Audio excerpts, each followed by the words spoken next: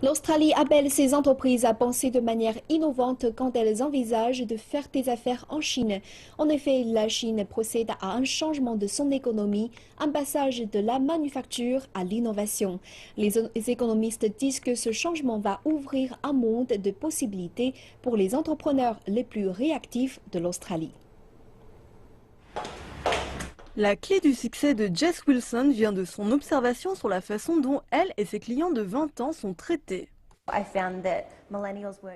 J'ai trouvé qu'on parlait mal aux jeunes qui viennent acheter un téléphone et c'est quelque chose que je voulais personnellement. Cette entrepreneuse a créé Stashed, une application de vente de téléphone pour répondre aux besoins des personnes de son âge. Et une fois qu'elle a combiné sa capacité de découvrir les nouvelles tendances avec ses talents techniques, elle a commencé à regarder vers l'étranger. Nous avons choisi la Chine parce que nous savions que nous avons un accès aux marques occidentales auxquelles les Chinois voudraient accéder. Et il y a une classe moyenne montante en Chine qui est demandeuse de ce genre de marque. La classe moyenne montante est constituée de personnes qui achètent quelque chose un jour et une autre chose le lendemain, et ce comportement d'achat va changer, alors il faut aller vite et avoir la technologie pour s'ajuster à ce changement constant. Tel était le message du Forum de business de Sydney qui se concentre sur les engagements de la Chine vers une puissance mondiale de l'innovation et de la technologie.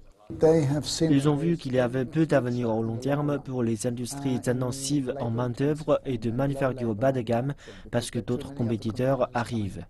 Le forum qui accueille des dirigeants de gouvernement et d'affaires explore aussi la façon dont les entreprises australiennes peuvent prendre avantage de ce changement économique et de la montée de la classe moyenne. Il est clair que l'innovation doit être au centre, pas nécessairement de tout, mais c'est une grande partie de notre stratégie et de nos considérations. Spécialement considérant l'arrivée de la compétition dans les autres pays. Nous pensons juste que si nous voyons un problème ici, nous pourrons y apporter une solution. Et c'est exactement ce que fait cette jeune femme de 24 ans qui cible le marché croissant des jeunes consommateurs, dont elle disait qu'ils n'étaient pas traités avec l'attention qu'ils méritent.